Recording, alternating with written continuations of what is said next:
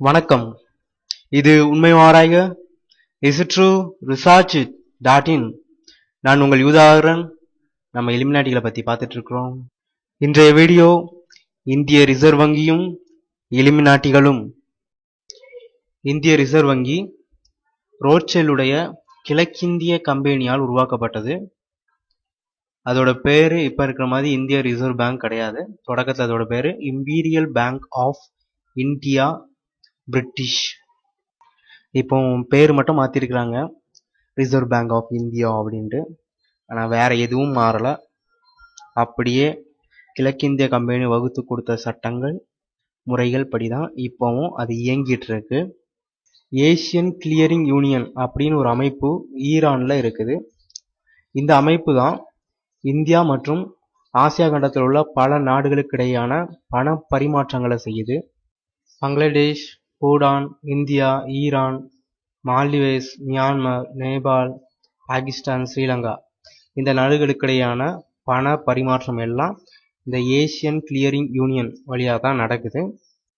இந்த நாடுகள் மற்ற நாடுகளோடு பண பரிமாற்றம் செய்து கொள்ளணும்னா இந்த ஏசியன் கிளியரிங் ஏஜென்சி அதை யூஎஸ்டியாக கன்வெர்ட் பண்ணிடுது. அந்த பணத்தை ஃபெடரல் ரிசர்வ் சிஸ்டத்தின் வழியாக தான் மற்ற நாட்டுகளுக்கு அனுப்புது. இதன் வழியாக அது ரோத்சைல்டுடைய கட்டுப்பாட்டிற்கு செல்கிறது. அப்புறம் சென்ற ஒரு வீடியோவில் சொன்னேன், ஈரானில் ரோத்சைல்டுடைய சென்ட்ரல் பேங்க் இல்லை அப்படின்ட்டு. அது தப்பாக சொல்லிட்டேன். ஈரான்லேயும் ரோத்சைல்டுடைய சென்ட்ரல் பேங்க் உள்ளது. ஈரானும் முழுமையாக இலுமினாட்டிகளுடைய கட்டுப்பாட்டில் தான் உள்ளது. இந்த வீடியோவில் இன்னொரு விடயத்தை பார்க்க போகிறோம்.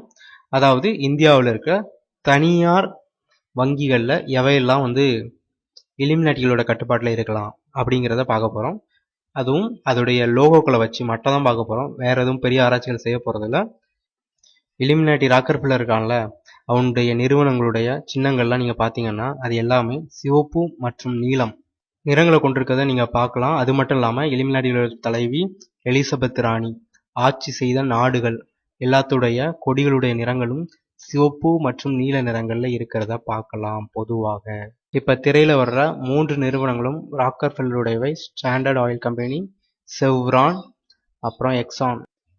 இந்த நிறுவனங்களைப் போலவே இந்திய வங்கிகள் பலவும் இதே சிவப்பு மற்றும் நீல நிறத்தை கொண்டுள்ளன. Bank of America, city bank, Bandhan bank, city union bank, HDFC bank, yes bank. இவை நீலம் மற்றும் சிவப்பு நிறத்தை கொண்டுள்ளன. அடுத்து பேங்க் ஆஃப் இந்தியா 5 முக நட்சத்திரம், 33 மற்றும் சூரியன் அடையாளமாக கொண்ட பேங்க் ஆஃப் பரோடா. அடுத்து central bank of India, HSBC 2 முக்கோணங்கள், Indian overseas bank pyramid. ICICI bank I என்ற ஒத்தைக்கணி அடையாளமாக கொண்டிருக்கு. ஸ்டேட் பேங்க் ஆஃப் இந்தியா சாவி துவாரம் மற்றும் ஐ என்ற குறியீட்டை கொண்டிருக்கு. அடுத்து ஓரியண்டல் பேங்க் ஆஃப் காமர்ஸ், இது 6 நிலா மற்றும் ஒத்தைக்கண அடையாளமாக கொண்டிருக்கு. அப்புறம் இந்தியன் பேங்க் ஒரு சுழல் வடிவ அடையாளத்தை கொண்டிருக்கு. கனரா வங்கி, இது 2 முக்கோணம் மற்றும் ஃப்ரீமேசனுடைய அடையாளத்தையும் நடுவில் கொண்டிருக்கு. நீங்க கூர்ந்து கவனித்தால் தெரியும். சிவப்பு மற்றும் நீல நிறத்தை கொண்ட மேலும் 2 வங்கிகள் RBL bank, Kotak Mahindra bank, axis bank pyramid வடிவத்தை கொண்டுள்ளது. நான் தற்போது சொன்ன எல்லா வங்கிகளும் இலுமினாட்டிகளுடையவை. சொல்லாத வங்கிகள்லாம் இலுமினாட்டிகளுடையவை இல்லை அப்படின்லாம் நான் சொல்ல வரவே இல்லை. உண்மை எதுன்னு நீங்களே ஆராய்ஞ்சிக்கோங்க. ஆனால் வங்கிகள்னு ஒன்று இருந்தாலே அது ரிசர்வ் பேங்க் சிஸ்டத்துக்கு கீழே தான் வருது. அப்படின்னா அது ஆட்டோமேட்டிக்காக இலுமினாட்டிகளுடையதாக மாறிடுச்சு.